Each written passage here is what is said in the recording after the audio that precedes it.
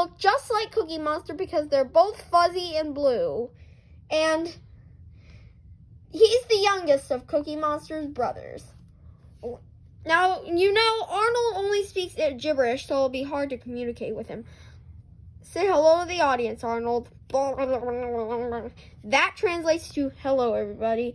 And good night. And tonight I'm doing a review on Dr. Seuss's 1940 picture book classic, Horton Hatches the Egg.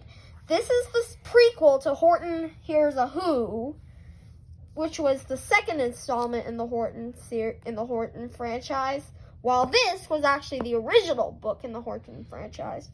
Anyway, on hands with me, I have a circa 1990s copy with me. So without further ado, let's get started. So here it is, a circa 1990s copies of Dr. Seuss, a copy of Dr. Seuss's Horton Hatches the Egg. This book was originally published in 1940. Anyway, I had this for a long time. Here's the spine, back.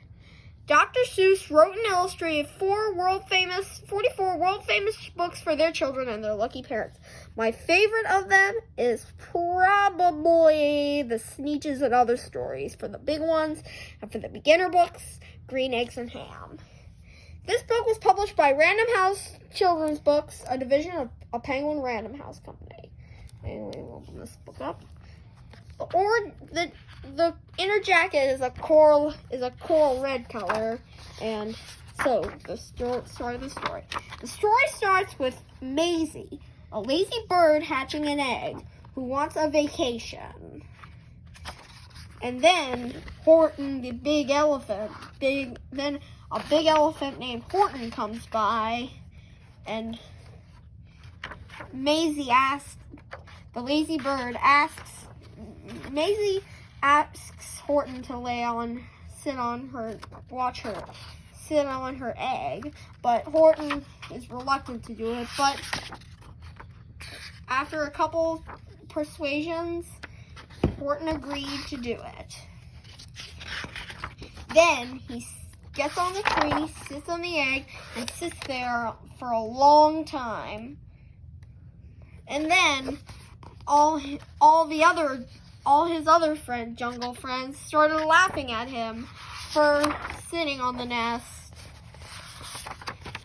And then Horton is miserable that his friends ridiculed him. And then a bunch of hunters come and capture Horton and take him to a circus far away from the jungle. And then Mayzie returns, looking for her egg. And then the egg hatches. Mayzie is furious that Horton took her egg, but it wasn't his fault. And then the egg burst apart, and out of the pieces of the red and white shell from the egg he had sat on so long and so well, Horton the Elephant saw something whiz. It had ears and a tail and a trunk just like his. It was an elephant bird, the most absurd thing you could ever see. And it should be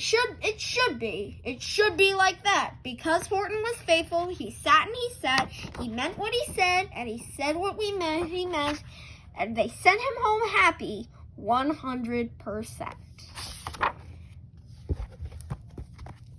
So before we go, folks, let's see what Arnold has to say about Dr. Seuss's Horton Hatches the Egg. I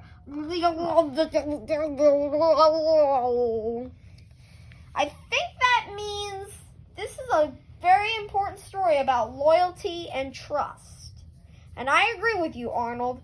Dr. Seuss's Horton Hatches the Egg, the 1940 picture book classic. I hope you guys stay tuned for my next video on Cartoon Saloon's Song of the Sea. Peace out.